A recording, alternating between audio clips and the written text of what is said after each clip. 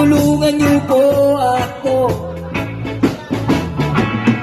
Pero kapag nandiyan na marami ng pera, wala ng Diyos, paano nalunod na sa Diyos ang pera at pera ng sinasamba. Pera nga at pera nga, diba? Bakit ang pera may muka? O bakit ang muka walang pera?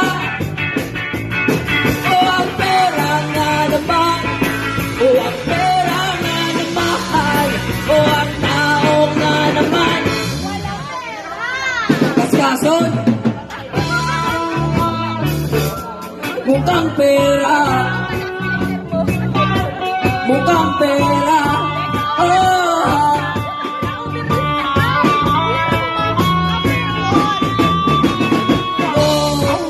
Ang tao kapag walang pera ay napapraning, di alam ang gagawin. Tatawag siya sa Diyos, sa Diyos ang pera, at pera ang sinasamba. At pera nga, diba? Bakit ang pera may muka? O bakit ang muka walang pera?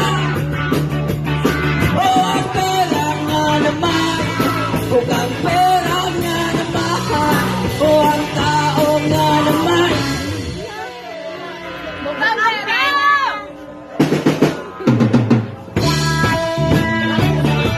mukhang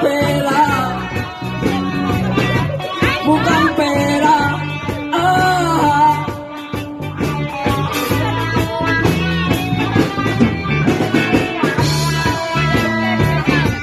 Mukhang pera, mukhang pera.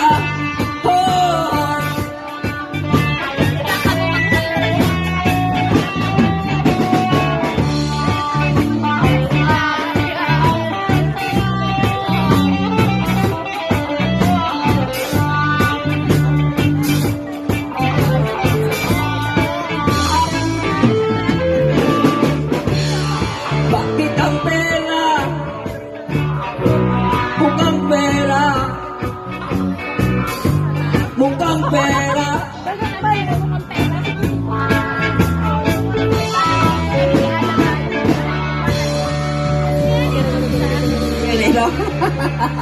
Pwede, pwede, pwede.